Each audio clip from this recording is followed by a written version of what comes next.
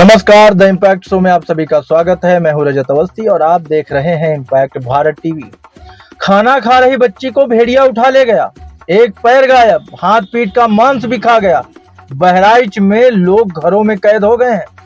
4 साल की ज्योति घर के बाहर बैठकर खाना खा रही थी, तभी उसने माँ से और दाल मांगा। माँ दाल लाने करीब 20 मीटर आगे गई, तभी भेड़िया आया और उसने खाना खा रही ज्योति का मुंह अपने जबड़े में दबाया और उठा करके खेत की तरफ भाग गया। पास लेटे दादा चिल्लाए, लेकिन भेड़िए ने नहीं छोड़ा। तुरंत ही गांव के 30-35 लोग जुट गए, गन्ने के खेतों की तरफ दौड़े। बच्ची का कुछ पता नहीं चला। सुबह घर से 300 मीटर दूर ज्योति की लाश मिली।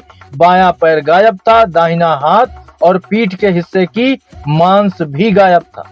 बहराइच में भेड़ियों के आतंक की ये घटना इन दिनों लोगों को डरा रही है। एक के बाद एक हमले ने लोगों को शाम होते ही घरों में कैद रहने को मजबूर कर दिया है। पहले ज्योति को उठाया और फिर अगले दिन पड़ोस के गांव के एक बुजुर्ग पर हमला कर दिया। उसके अगले दिन कुछ किलोमीटर दूर एक और बच्ची को खा गया। जब टीमें वहां पर पहुंची तो भेड़िया के आतंक से प्रभावित इलाके में उनको ऐसी चीजें, ऐसे डरावनी किस्से सुनने को मिले हैं जो बयां भी नहीं हो सकते। बच्ची के साथ क्या हुआ, अब प्रशासन किस स्तर पर तैयारी कर रहा है, लोगों को कैसे बचाया जाएगा, इस पर आगे क्या होता है ये तो देखने वाली चीज है। बहराइच जिला मुख्यालय से करीब 35 किलोमीटर दूर मंझारा तोकली गांव है। गांव की आबादी करीब 40,000 है। गांव में जाने वाले रास्तों के अलग अगल बगल गन्ने के खेत नजर आते हैं, दोनों तरफ झाड़ियां दिखती हैं। टीम जब उन रास्तों पर गई होते हुए मंझारा तोकली गांव के परागपुरवा में पहुंची, उस वक्त वहां वन विभाग का पहरा है।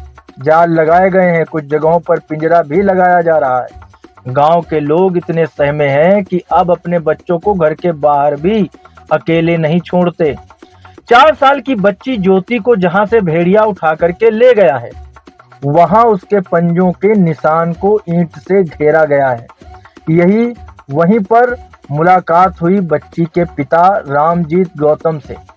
वो घटना को लेकर कहते हैं, बच्ची शाम को करीब 8 बजे यहीं बैठकर खाना खा रही थी। उसकी मम्मी प्रमिला उसे खाना खिला रही थी।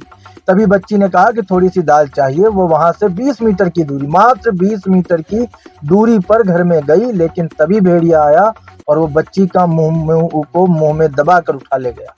बच्ची की माँ प्रमिला अब भी सदमे में है।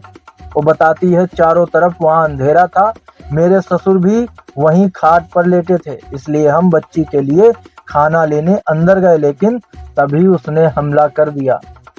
घर से 300 मीटर दूर बच्ची की लाश मिली। गांव में हल्ला मचा तो सभी इकट्ठा हो गए। घर के आसपास गन्ने के खेत हैं। बच्ची के दादा सोहन लाल कहते हैं, भेड़िए ने बच्ची को ऐसा पकड़ा कि वो एक बार भी बोल नहीं सकी।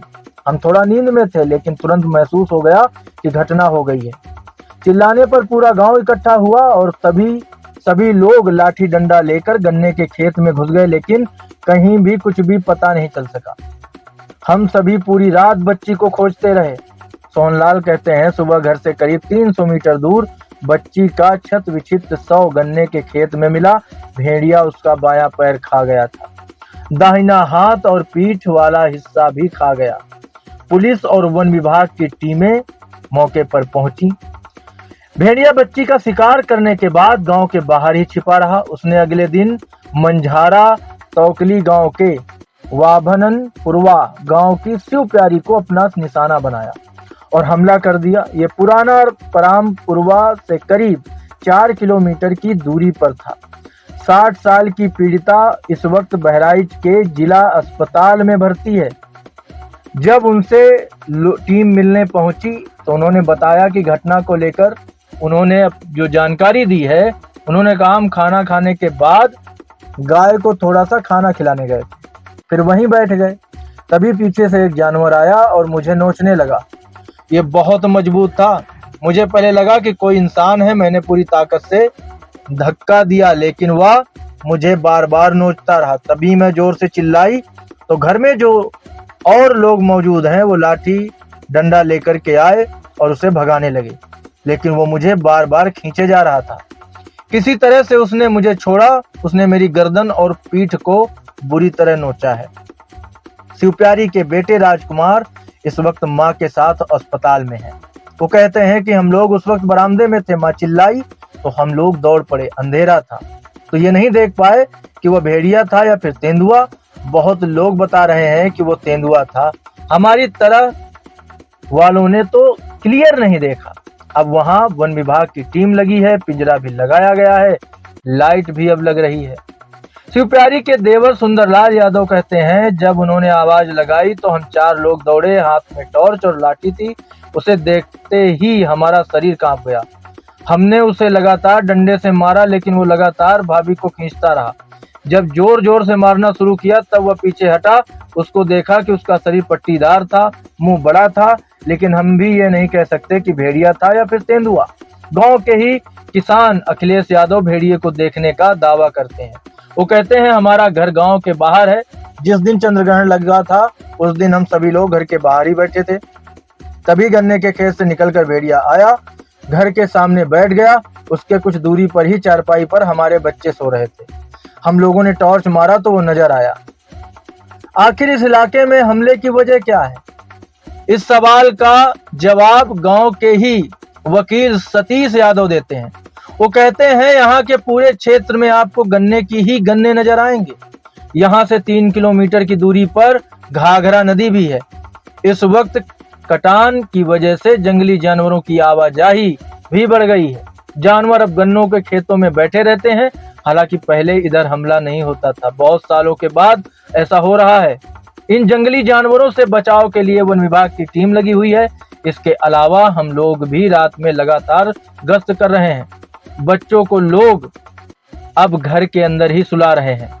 हालत यह है कि अब आपको रात में गांव के जो लोग हैं वो सोते हुए नहीं दिखते। सभी रात भर जाग कर पहरा दे रहे हैं।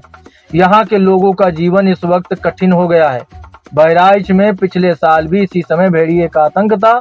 उन्होंने 9 बच्चों को अपना शिकार बनाया था। इसी वजह से अब जब हमले शुरू हुए तो वन विभाग अलर्ट मोड पे आ गया है।